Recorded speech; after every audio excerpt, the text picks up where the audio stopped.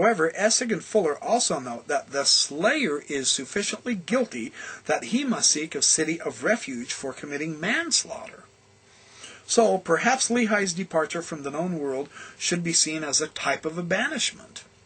The new world certainly became a place of refuge for them. Essig and Fuller conclude this way. They say, biblical and rabbinic law provides numerous defenses of a charge of murder. Many of these, however, such as the justification of burglary or theft, self-defense, and minority status, do not apply to Nephi's slaying of Laban. Additionally, defenses like duress and attempted murder were probably not part of the Jewish law when the slaying occurred in 600 BC. So, probably, Nephi's strongest defense would have been the procedural requirement of 2 witnesses for a murder conviction, for no witnesses are mentioned in the scriptural account.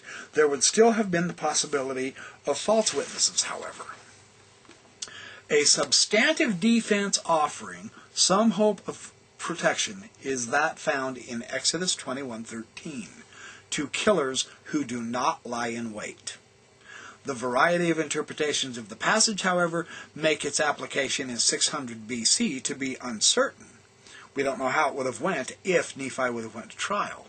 An additional defense not formally recognized by scholars, but with some support in the Scriptures, is that of obedience to the commandment of the Lord. Although Nephi plainly comes within its requirements, it probably would not have been recognized in Jerusalem at the time of the slaying. Boy, that's for sure. They were always seeking to kill the prophets, and they were wicked themselves. So this is kind of an interesting analysis. This legal analysis of Laban's slaying deals with the community's legal authority over the killer. So had Nephi stood trial for killing Laban, he would need to be reconciled through those laws, either in being punished or being exonerated. While we can speculate on the legal dynamics, they were never brought to bear. Therefore, the laws of the community were not relevant except in a hypothetical case. However, Nephi was always answerable to Yahweh's law. And he establishes that in the record, in his record on those small plates. So, indeed, it is the relationship of Nephi's action to the greater moral law that is at greatest issue in this story. How can the son of a prophet, who has himself received a prophetic calling, kill? Apparently in violation of the Decalogue. The answer to that question can come only from Yahweh's perspective. Does Yahweh consider that injunction inviolate? The answer is clearly no, if for no other precedent than Yahweh allowing or causing the death of Pharaoh's army in the Red Sea. The death of some to benefit others is manifest in Yahweh's actions. Therefore, we cannot argue that the Spirit could not have given Nephi valid instructions.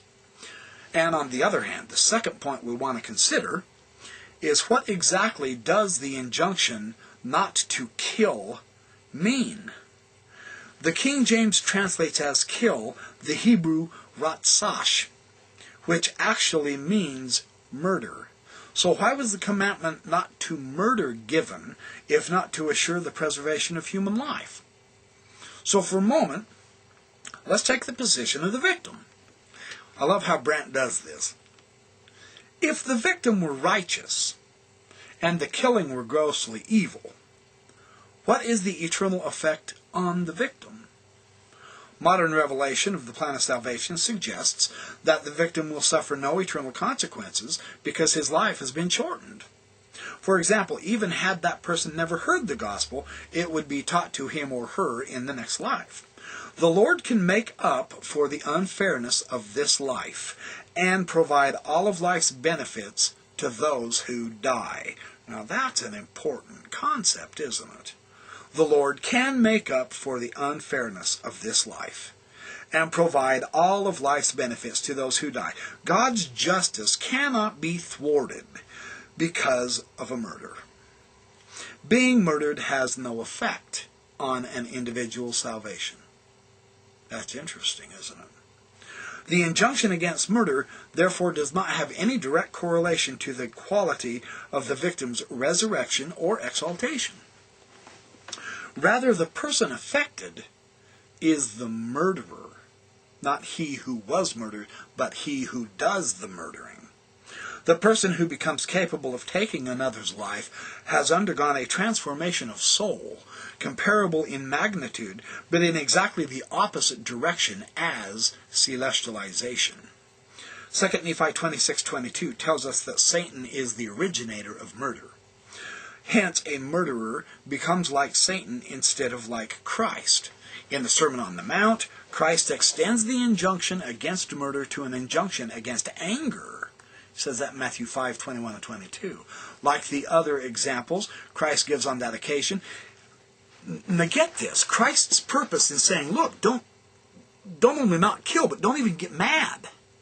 And here's why, because he's shifting our psychology. He's shifting the focus. He's shifting our focus on the essential problem, not on the surface law. The essential problem is the hatred and the anger that might lead to murder.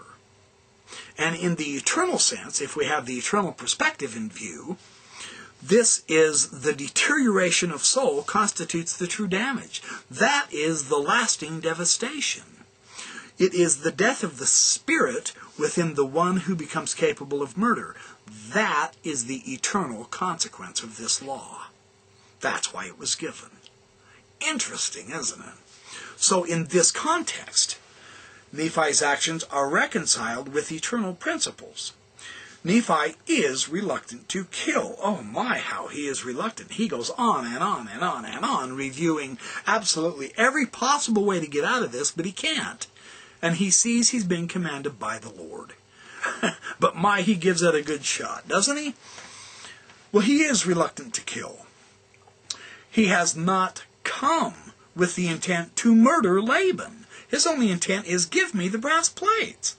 That's all he wants. Nephi kills Laban only under the direction of the Spirit, since there is no anger in Nephi's heart. No anger. There's no anger at all. There's more anguish than anger.